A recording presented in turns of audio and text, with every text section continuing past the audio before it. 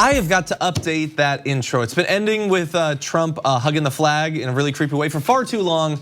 We need to figure something out. You're always on the videos. What do we put in there? Something that's creepy. Maybe people can tweet us something. Is it? You think I should? I'm sorry. Jesus.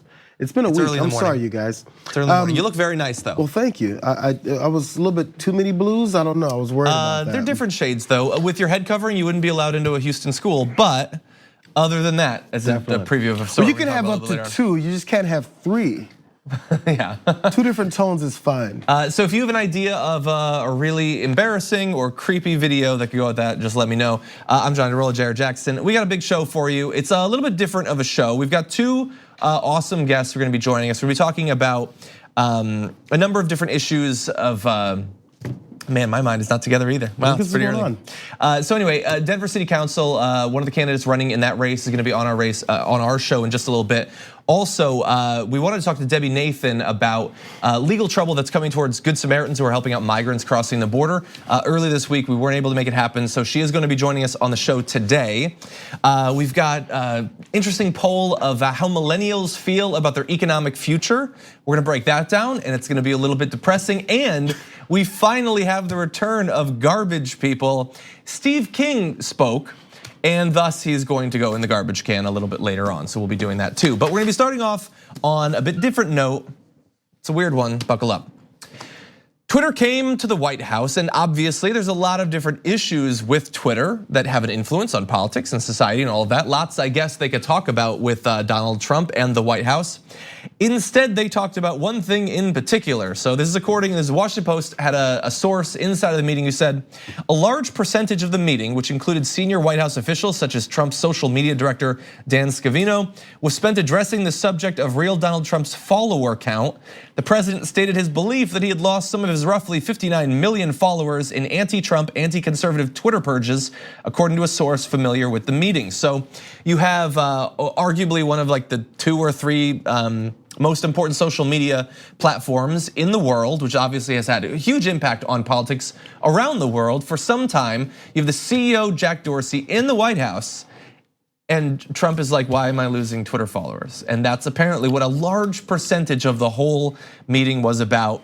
And Trump, he did bring evidence to this meeting. He said that he had heard from fellow conservatives who had lost followers for unclear reasons as well. And so that's what he said. Here is how the CEO of Twitter responded to the concerns of the most powerful man in the world. Dorsey, this is Jack Dorsey, CEO of Twitter, had to explain to the president that like other Twitter users, real Donald Trump periodically loses followers when the site deletes fake or bot accounts. Dorsey even said he himself had lost followers as a result of Twitter's efforts to delete fake accounts. By the way, in one of those purges, every once in a while, Twitter updates the way that they scan for fake accounts, and then they get rid of those people. And sometimes really embarrassing for certain high-profile people how many they lose. In one of them, by the way, you have Donald Trump, current president, you have Barack Obama, former president. Trump lost 200,000 followers. Obama lost 2 million.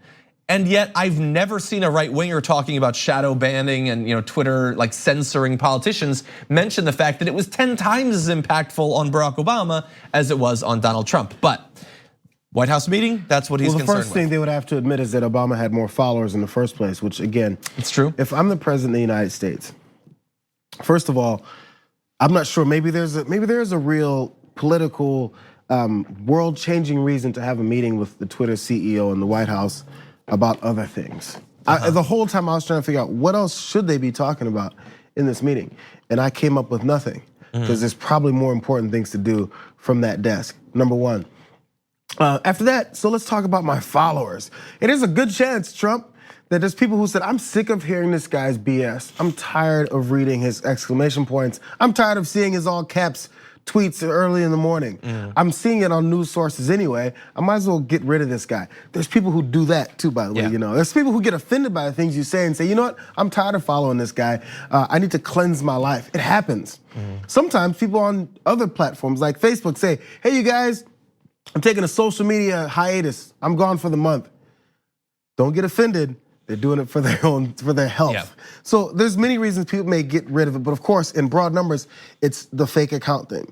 It's not embarrassing. Calm down. Everybody's got some. That's the way it works. I can tell when they start following me. I see them, they have 0 followers, or they have 2, or they have the Twitter eggs, which aren't eggs anymore. But it's pretty obvious. Just relax. Yeah. Nobody is worried about this except for you. The other things that you're doing is what you need to start worrying about. Yeah, exactly. Look, people do buy followers. That is a thing that has happened. It seems like it's harder since there's been multiple years of efforts to stop that from happening. But then also bot networks will simply follow you and spread your content for propagandistic reasons. There's all sorts of people inside of the US and internationally that like what Donald Trump is saying because of the damage that it's doing, and so they help to amplify that. And so he loses some followers as a result of that. Doesn't mean that he was going out and buying them. He just happened to get them. But I compared the effect that it had on Obama and Trump, and I'm not the only person who is interested in the disparity in followers between Obama and Trump. Trump is too.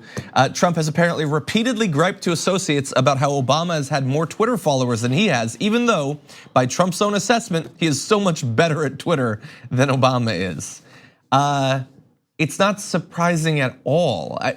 And by the way, I'm not just saying, as a progressive Democrat, it's not surprising Donald Trump is terrible. No, Donald Trump specifically tailors his message to hard right, generally American people. There are some, like hard right, alt-right white supremacists in Europe that probably like his message too, but it by its very nature is not going to travel very well. Whereas Obama, whether you like it or not, whether you think he's deserved or not, has presented himself as sort of a beacon of rationality and hope and whatever the other branding is. That is appealing in a lot of different countries, which is why I'm sure Obama has a much bigger following outside of the US. And that's why he has like close to double the followers that Trump does. There's things that Obama would say that people are interested in reading. That they're like, I wonder what Obama would say about this. Whether you like him or not, whether or not you're a progressive Democrat or you're some guy in Australia, you're like, I wonder what the former president of the United States has to say about this. I should follow him on Twitter. Then every time he says something, I can see it. No one's curious about what Trump might say about something, about some disaster outside of the fact. I wonder what hate he's gonna throw that way. Yeah. We already know it's gonna be hateful. We already know it's gonna be over the top and bombastic. So there's no more surprises left in store. There's a certain number of people who just don't want your toxicity in their life. Simple. Yeah, I don't even know why I follow him, but I do. I don't. I probably shouldn't. I followed this with the POTUS handle. I'm sorry, the POTUS handle on Twitter. I follow previous presidents, and it continues and it jumps to the next president. That one I follow of his, but his personal one, I can't do it. I mean, the thing is, I see it all the time anyway. You don't have to follow him. Is the easy part. Yeah, okay, so look, outside of the direct concerns of Donald Trump, I do think that this is important, this conversation that Twitter had with Donald Trump, because of the overall conservative messaging around social media and the supposed victimization. So we will return to that topic, but we do have to take our first break. When we come back, candidate for Denver City Council, District 9 will be joining us after this.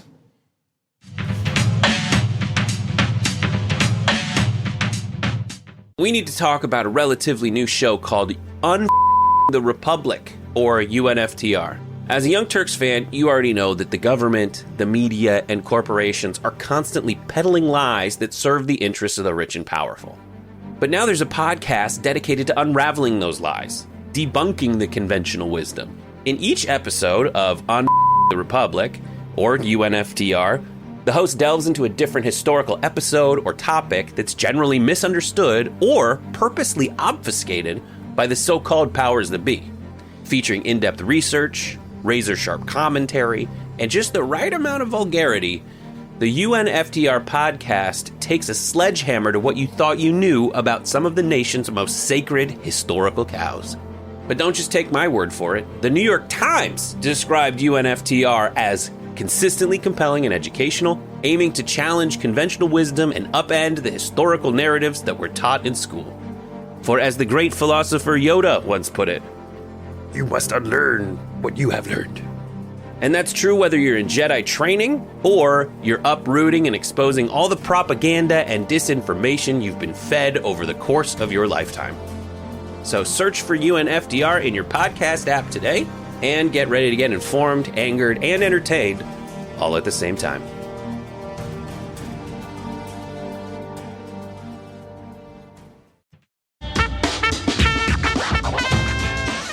We are joined now on the Damage Report by candidate for Denver City Council District 9, Candi, CdeBaca. Welcome to the Damage Report. Good morning. Thank you for having me. Glad to have you on. And so let's talk about your candidacy. What led you to want to join Denver City Council? Denver's changing a lot here, and it's becoming a city for the wealthy. And I lost a lot of people in our community. We were pushed out through eminent domain. I live 3 blocks away from a major highway expansion, and that catalyzed my involvement in some of the activism here in the city. And then it just snowballed into a city council race. So it's interesting because the first issue you bring up is actually related to several I want to ask you about. But the eminent domain that you're talking about there, obviously for the people who are pushed out, that's absolutely terrible. In general, across the city, is that an issue that people are paying attention to? How does the community actually respond to those sorts of efforts? Yeah, it's become a major issue because the eminent domain abuse has gone beyond just this project. And so we're seeing eminent domain used as a tool to displace many people for many projects throughout the city. And people are starting to talk about it in a way I have never seen before in my life. But we're also getting pushed out by the artificial inflation and the cost of living here and stagnant wages. So obviously, I think most people watching this are going to understand the stagnant wages and all that. But the artificial increase in the cost of living, explain that to us. Yeah, I lived in DC for about 6 years, and I came back to find that the cost of living was the same in Denver as it was in DC. You can't make the same amount of money, but within a year or two, people went from being able to pay about $500 for rent to $1,500 to $2,000 for the same exact space. Wow. Okay. Yeah, and I can understand how that would be devastating, having lived in areas with much lower, much higher rent through the course of my life. Gentrification, I've read, is a significant problem in Denver, as it is in many cities across the country. If you make it into the city council, what do you believe that you would be able to do to help deal with that? Well, a lot of people don't fully understand gentrification and how it's not about individual to individual displacement. It's about a package of policies that reorient cities away from serving their people to places that generate profit for the wealthy and for corporations. And so I think we have to pinpoint the policies that have been put in place over the last few decades to create the context we're living in that we're calling gentrification and dismantle those one by one. There's no silver bullet, but the primary function of city council is land use and zoning. And so that is the way you decide where we put people in a city, how people live, what kind of businesses come into those spaces. And so land use and zoning are going to be my top priority when I'm trying to address the issue of gentrification in this city. And so I guess it is related to that. When you're talking about the expansion of highways and that pushing more people out, that is one way that cities have responded to increasing populations in the past. And I've seen that when I lived in Austin, that was an issue. In terms of transportation policy in a city growing like Denver, how would you like to see that put into place? Well, we've kind of watched globally superhighways be taken down. We know that when they came in, it was after World War II, superhighways served a very specific purpose, and it would be to get military vehicles through our country, in and out of cities. And so now that is no longer the need for them, and our planet is essentially on fire, we know that incentivizing use of cars is probably not the best types of solutions to be implementing at this point in time. And so getting highways out and figuring out how to connect our street grids, how to do multimodal transportation in a way that works for people should be the focus of transportation innovation nowadays. I would love to see our city rely more on the city and not federal funding or state funding to do public transportation, because with that kind of reliance on that type of revenue stream, urban contexts will never get what they need as far as public transit goes. So I believe it's the candidate that you were running against actually had sponsored an urban camping ban that effectively, obviously, targets homeless people living in cities like Denver. What do you think about that camping ban, and should it be reversed? Well, that's one of the reasons that I'm running against him. He has been in office for 8 years, and that camping ban essentially made it illegal to be poor or homeless in the city of Denver. And that's a trend that we're seeing across the country. And we often do that to populations that we don't find desirable, that we want to hide. And we've used that piece of policy to pretend like we've addressed our homeless situation when we've really just pushed homelessness to a different part of the area and out of the backyards of businesses. And so I think that it's cruel, it's inhumane, and it's a civil rights issue, a human rights issue. And there's currently a ballot initiative right now called Initiative 300, The Right to Survive, which is aiming to repeal that camping ban. There's a lot of money being dumped into the opposition of 300. I'm the only candidate in my race that's supporting 300. And that, I think, needs to come with a layer or several layers of real policy solutions for homelessness. So Candi, so when it comes to the homelessness problem in that particular one, there's the landscaping of like LA. It happens in cities like LA too. Where are these, and we talk about where a lot of those homeless folks are pushed out and end up, being forced to certain areas. What's the landscape of the areas that these homeless folks end up getting pushed to in a city like Denver? Because it's different in every city, Well, the interesting thing about what camping bans represent is a modern form of redlining, right? So we have to acknowledge the intersection of race and class when it comes to the people who are homeless. And we do have a big chunk of people who are people of color that are homeless. And so when we're moving them out of cities, out of the desirable spaces, out of business areas of rampant consumerism, what we're trying to do is bust up the communities because they do typically travel in community, and we're trying to scatter them everywhere. So right now, the complaint is that they're in neighborhood parks and neighborhood alleys surrounding the downtown area.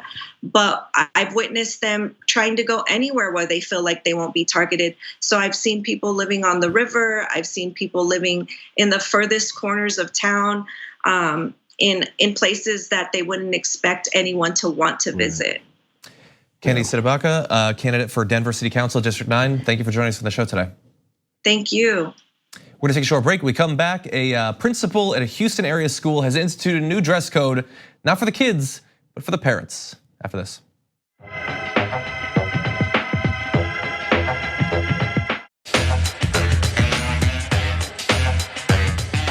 So we've heard about dress codes at elementary schools and high schools before, and they tend to be controversial, but we've got one that I think is even more controversial than usual, and that is because it doesn't target the kids, it targets their parents when the parents come to the school. So this is James Madison High School, who is gonna turn away parents who show up to school wearing pajamas, hair rollers, leggings, or certain other items of clothing, including bonnets. Principal Carlotta Outley Brown said, "No one can enter the building or be on the school premises wearing a satin cap or bonnet on their head for any reason. You also cannot wear a shower cap of any kind in the building." And we've got more details on that, but that's a lot. So Jayar, what do you think about, you have a kid, you go to school you drop them off, school functions, meetings. I have a self-induced dress code when I go to my kids' school, because there was one time that I just forgot myself, because there's a lot of TYT branded shirts and apparel that we have. What did you wear? I've worn one there once. What did it? Can you say it? Maybe you can't say it. Don't say anything you can't say. I don't know if it's still the words, but then no, you can't say it. It's the Richie Rich one. It's the play off the Richie Rich. You wore that to school? I was coming to work right afterwards, right? Come on. I love that shirt, and I have never felt comfortable wearing it. There's the Trump one, with Trump's face on a little bit blurred and everything. And I've worn that in general out and around. But so that day I just kind of forgot. So the whole time in assembly, like morning assembly, every child is there, and the part where it's written is like this low. So the whole time I had a low cross of arms. Usually a cross is up here. I was down here like this. Yeah. Just because I realized, I was like, not because I'm avoiding any kind of conversation with anyone. It's just because I didn't want kids later to start asking, hey, so there was a dad there. He was wearing something with the word on it, and then so I don't want that conversation to be led because of me. Just because I would like to avoid that myself. Yeah, now, but that's you choosing. Yeah, exactly. This is everybody has to abide by this. And it's been, or by the way, in terms of consequences, let me read one more graphic. So where did this come from? Madison High's dress code was established shortly after KPRC TV in Houston reported that a parent attempting to enroll her child was asked to leave because of her attire, which included a headscarf and a t-shirt dress. There's no word of it. I mean, that's dress. A t-shirt dress. I think is like a really it's like t-shirt material. I think, but I think it's a dress. Yeah. I have never worn one, but so this is not a personal choice thing. This is you can't come and try to get your kid in school, try to better their education if you are not dressed to my standards. Yeah. So it sounds like the pushback is saying that this is a bit of a classist approach. Am I right? Yes. Okay. Well, classist or racist, depending. Yeah. Now, in this particular case, for context, the principal is black. Right. Okay. So this is the thing. There's sections of the black community. I'm gonna educate you guys on this. There's black folks. Every black person doesn't think the same. Crazy how that works. Despite what conservatives tell you, black folks don't get a daily email telling us how to be.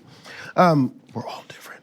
So there's some black folks like this principal who was like, you know what, I don't like, and maybe she is specifically targeting maybe some black parents because that's the visual a lot of people get in their head of, maybe somewhere in a bonnet or rollers or just rolling through in their morning, because that's been like, it's one of those stereotypes of black folks. Sometimes they come in with their rollers still in there because they're ready to get their hair done for the day and it's only 7 a.m. Yeah. So, Brooke made a similar point about the timing of when you drop off the kids and when you get ready as well. Yeah, so the thought process, maybe even from this black principal, is I don't like this representation of my people. It's not necessarily hateful, but it is still putting limits on grown folks and what they can do and what they want to do with their lives.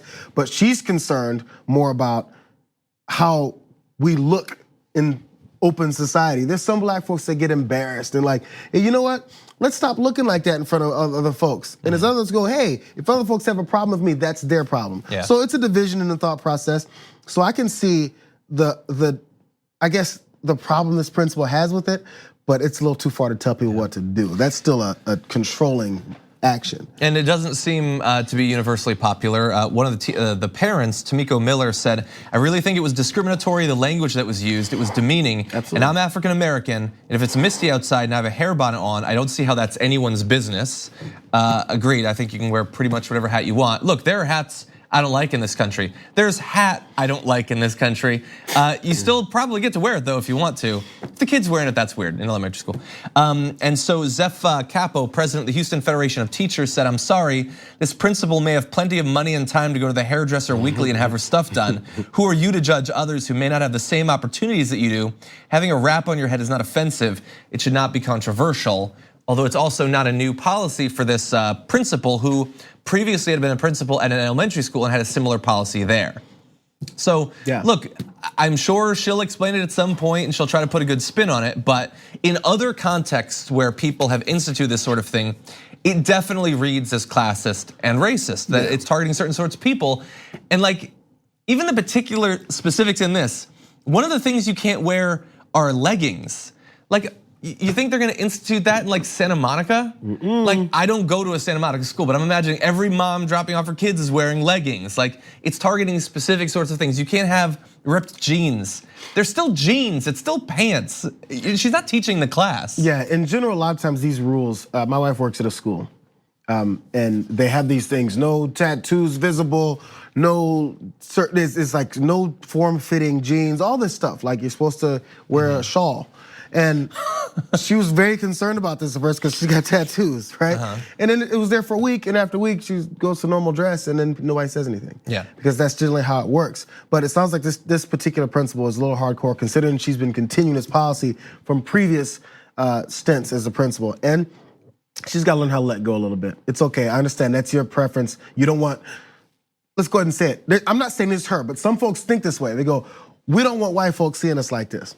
Calm down, who cares how white folks see you? Now, I'm putting that on her. I'm not saying she's necessarily saying that, but people who generally don't want things seen a certain way, that's a line that we hear sometimes. Yeah, we should get the principal on, interview about this.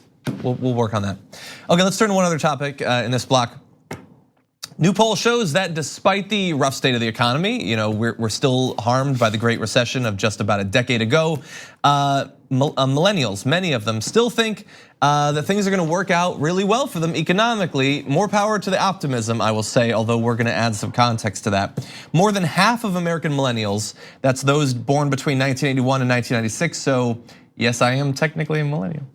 And I have a little buffer, believe that they will one day be millionaires. 1 in 5 think they will be there by the age of 40. So that, I think the second part's much more significant. It's one thing if you think that you will be a millionaire someday. And look, honestly, if you can save and you have a 401k or whatever, you get some sort of job, if you're lucky enough to do that, and you just save for decades and decades, yeah, you probably will have that kind of money when you're 60 or 70. You can retire and have some money if you are able to save consistently for half a century. Doing it by the age of 40, that's a different statement. That's saying, no, I'm not gonna retire a millionaire. I'm gonna be rich.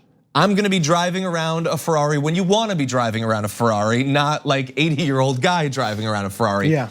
So 20% think that they will be a millionaire by the age of 40. What do you think about that? I think everyone thought this way. I mean, at least from my perspective, because that's what we sell folks in America. It's the American dream. Oh man, you can do anything if you have the drive and the talent and the skill and the smarts and know how to do it, you can do it. Now, I would love for the next question to be from many of these millennials is how? Like there was plans, I had plans to be a millionaire too. But I had a thought process, not a thought process, I had a goal that I thought I would get to. Little did I know, I wasn't interested in pursuing that, Yeah. So I would have been bored with my life. Yeah, it's true, there's things you could get into that will get you there, and you may get to that status, but you may not be very happy with your life. There's plenty of people who are millionaires who are like, I wish I didn't have to do this every day. Yeah. That's just the way it is, but, or there's others who just think, hey, I went to this school, so I'm gonna make tons of money. That's not the way it always works. So it depends on the way the person's thinking and what their goal, what their process is to get there. Yeah, and so for me, the sort of like dark underpinning of this story is not that millennials are overly optimistic. I want them to have that optimism. I want them to think that they can achieve whatever they want. The issue is that they dwell in a system that has made it not just difficult to become a millionaire, but far harder than it was for their parents or their grandparents. And so let's take a look at this chart. It's gonna show median net worth for the dark bars are 20 to 35-year-olds, lighter is 25 to 35-year-olds, and you're seeing it stretch back to the very late 80s there. And you can see that if you go all the way to the right, the youngest people, 20 to 35-year-olds, have, it looks like close to half the net worth as the same age people back in 1995. So decades of time have gone by, but not decades of progress, not in terms of making it so that people are better off at the same point in their life. It's actually more difficult, and yet they do still have that optimism. I just wish that the system was set up in a way that could make good on that optimism, that if they are responsible, that they could have this sort of success. There's this thought, as like I was saying, we're getting sold this American dream of opportunity. You're gonna do whatever opportunity you can have. If you have the utmost opportunity, you just have to take it. There's plenty of times that the opportunity is not given to you, that when you pursue the right things are taken away from you, you're limited in what you can do. And those don't factor in. You go, I'm not gonna be that guy. But as we know the numbers of the very few numbers of ultra rich people in the country, it's getting smaller and smaller. So it's impossible for everybody to be that, for a reason. And look, I mean, one of the strains running through the purpose of this show week after week is, I mean, it's sort of, it slides into this very naturally. Like, if you wanna be a millionaire, good. There is still time. But what you need to do is not just make the right economic choices, because many of those choices are being made for you. If you want to get the right sort of job, likely you're gonna be crushed by student loan debt and then you're gonna be paying it off for literally decades. If you don't get a home, financially you're gonna be screwed. And unfortunately, it's looking more and more like if you ever do get a home, you're gonna be screwed in a different way. And so all of the major economic choices that you can make, it is far, far more difficult for them to actually benefit you. So you need to make the right choices economically, but you also need to make the right choices politically. The system is set up to screw you over, so screw over the system. Elect the right politicians, support the right policies, and maybe that, as well as some fiscal responsibility on your own part, can lead in 20 or 30 years to you having the financial success that you dream one day you will. So take on 3 roommates until you're 40 and you might get this. That would help too. Also, apparently don't have kids. Apparently they're expensive. Oh, no, don't do that. Yeah. Okay, we're gonna take a short break. When we come back, good people, like with the right thoughts in mind. They're going to the border, they're helping out migrants, and unfortunately they're suffering legally for it. So we'll be breaking that down after this.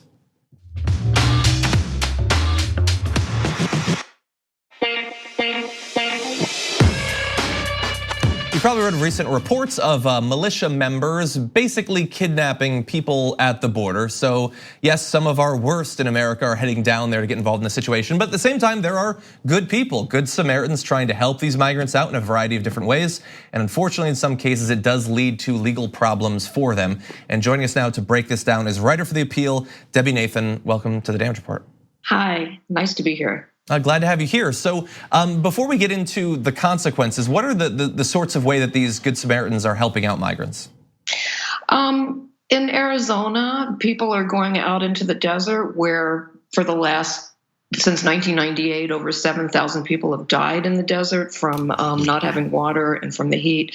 And so people are going out and leaving food and leaving water and sometimes sheltering people who they find that are ill. And people are, if they see somebody sick on the side of the road in Texas, there was a woman who gave a ride to a young girl who was dying, literally dying. So, people are doing what they do normally, just as part of the human impulse to help people in trouble. That's what's going on the border as well. And so in terms of the consequences that they can face, what sorts of charges are being used against these Good Samaritans? And where is it most likely to happen? Are there some states that are more litigious in this fashion than others?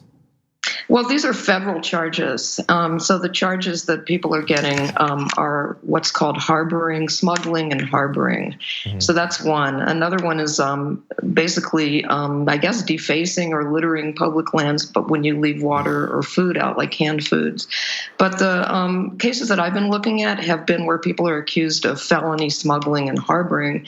And there was a case recently in West Texas, out in the desert, where actually a fairly prominent official, the county attorney of a county called Jeff Davis, and she's also the city attorney of Marfa, was driving down the road at night, and she saw some people who clearly looked like they were in distress. They were making like signs, "Please help us, stop." She stopped, and it was two young brothers, and the teenage sister was at the side of the road, and she was very seriously ill.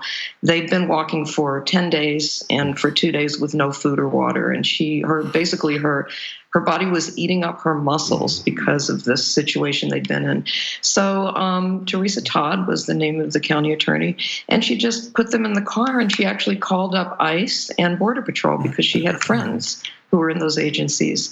And then the sheriff came by and stopped her car and called up the Border Patrol, and as a result, she is facing charges. She hasn't been charged, but she's facing charges of harboring and smuggling. There's another case that I know about that goes back a couple of years ago where a woman in South Texas was asked, she was filling up her car with gas, and a couple of very young men asked for a ride, and they looked very destitute. And she actually calls herself a Good Samaritan. She said she always tries to do good deeds, and she wasn't afraid of them, and she put them in her car, and she was stopped by state troopers and accused of smuggling. She was kept for about 6 hours while they investigated. And I think they looked at like the gas station video and saw that there was no money exchanging hands, and it clearly looked like there was no deal going on, and they let her go. But she told me that she will never do a Good Samaritan deed again for somebody. And it's very sad to hear something like that because, again, these are basic human impulses that we have to help people in need. Yeah. And when people are being intimidated, that is not a good thing. So you mentioned that these are federal charges. So I'm certainly curious, in the past couple of years since Donald Trump was sworn in, has there been like pressure to do more of these sorts of charges, or is the situation effectively similar to how it was before Donald Trump? Yeah, I had these stories that I was collecting, and I decided to look at the statistics, particularly because in June of 2017, the Trump administration ordered federal prosecutors to focus on this particular statute and focus on prosecutions.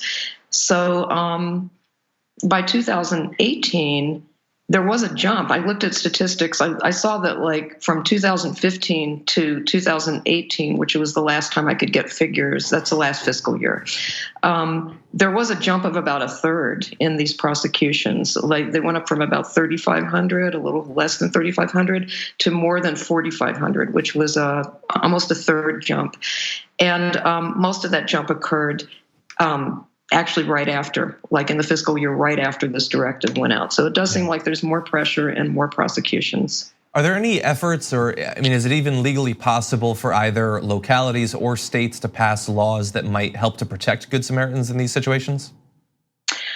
I don't know. I haven't heard about any efforts to do that. I think that there would be a big pushback from the feds, and I don't really know how states can respond to federal law. I think the fact that it's federal would probably make that quite difficult. Yeah, I can certainly understand that. And you mentioned talking to a person who said that they were not going to personally get involved in these situations before, but I know that even if there's concern about some sort of criminal issues, a lot of people do want to help. Is there anything that you would suggest to people that might be a legally safer way to assist these people? In Arizona, I'm not sure that there is. These are very remote areas. And the people who are willing to go out and give this kind of assistance are not just like the people that I saw in South Texas that are just driving down the road to pick up some milk from the convenience store. I mean, these people are very dedicated, and I think that's one reason they're being targeted. In these situations that I saw in Texas, could they call up 911 and ask for an EMT? Could they stand by the side of the road, maybe? Possibly just stand by the side of the road and try to give first aid, and call up 911 and just say that there's a medical emergency. I suppose that might work.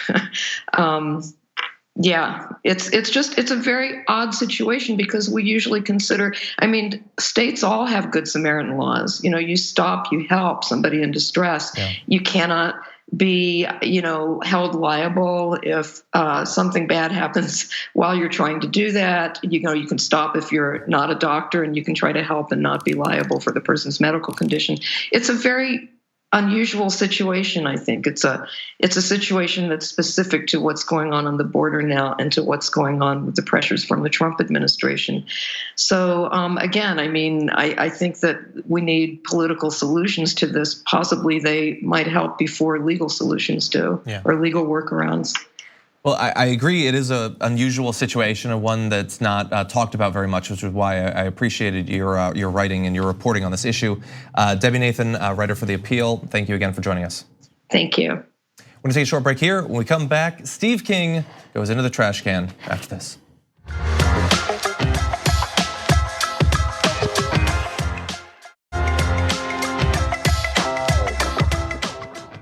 Recently, Steve King was talking about his own personal travails since he declared that he doesn't understand why white nationalist or white supremacy are bad words. And as a result of what he said about that, it's time for another Garbage People.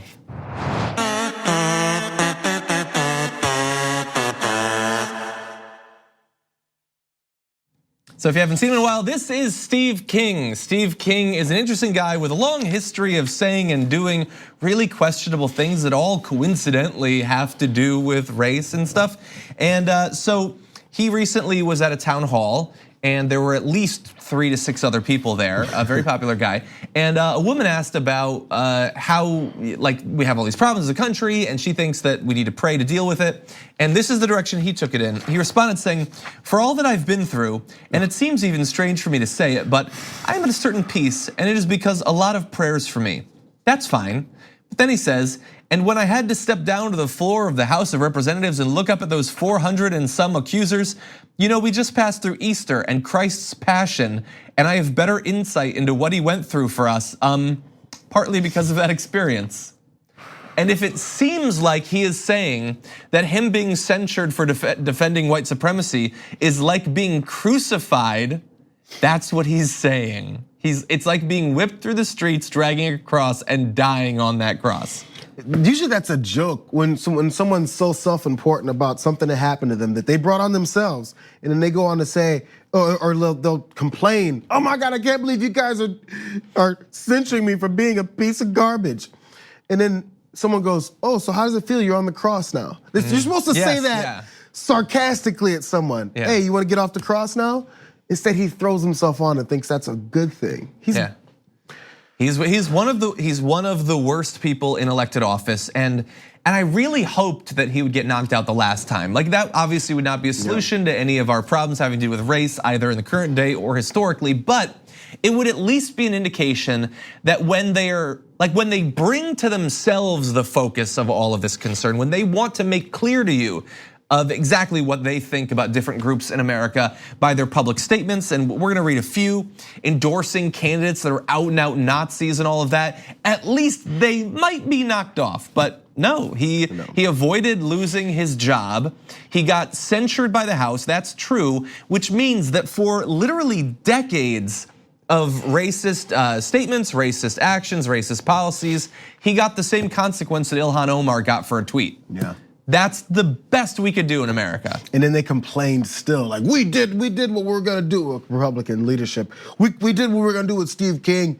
Now you guys have to do the same thing to Ilhan Omar. It's a game to them. It's like we're supposed to equate all of this so that we can lessen the actual words that our guy is actually using consistently and consistently gets reelected. No, it actually is a big thing if he didn't get reelected again, because that's one more layer shaved off of the garbage people I keep going to because of this particular segment that we have had in our society. We've had tons more before that are openly about it. We have to get rid of the last few left. And there's more than a few. And then so all of that, and then when he gets the most minor consequence, a censure from the House, which we remember and you will remember, but 99% of the country never knew that it happened and will never think about it again.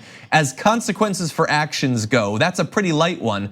After just that, he is the same as the killed Lord and Savior of billions of people. He has suffered as they have. And the thing is, like, it would be one thing almost, it would be one thing if, like, you believe, I'm gonna try to be respectful. Jesus is an interesting guy with some interesting ideas. I don't personally believe that he is divine in any fashion, but he does. Steve King does believe that. And you have supposedly the words of this person, a person who is perfectly moral and all of that and has directly given you lessons.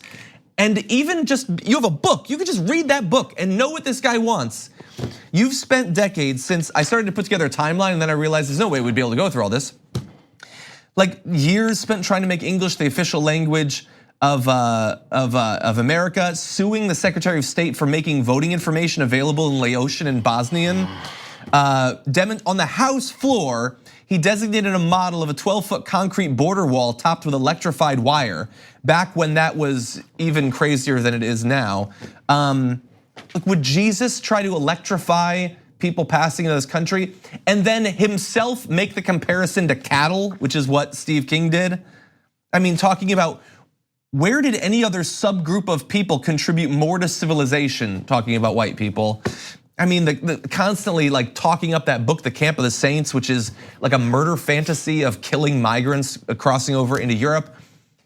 Look, we could go on and on and on. You know what? It's time. It's time. We'll talk more, but it's time for all that he has said and done, and now especially for trying to compare himself to Jesus, a guy who, whether fictionally or in real life, suffered more than really anyone else. No, you belong in the trash. Sorry, buddy.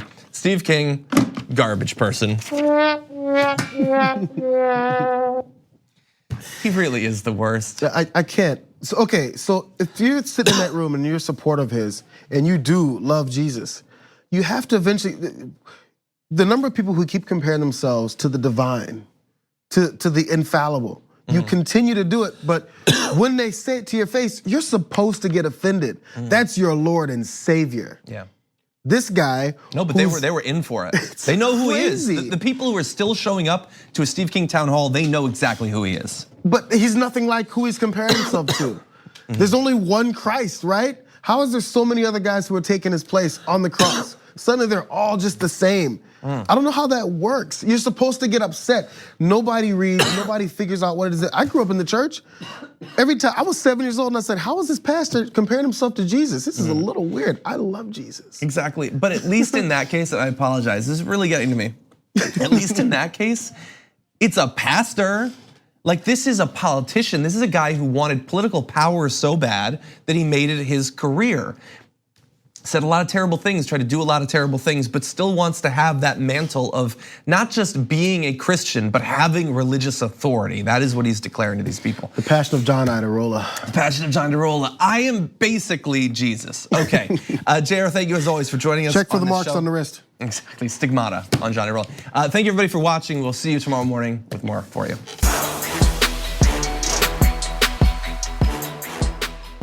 Thanks for listening to the full episode of The Damage Report. Support our work, listen ad-free, access members-only bonus content, and more by subscribing to Apple Podcasts at apple.co/TYT. I'm your host, John Iadarola. I'll see you soon.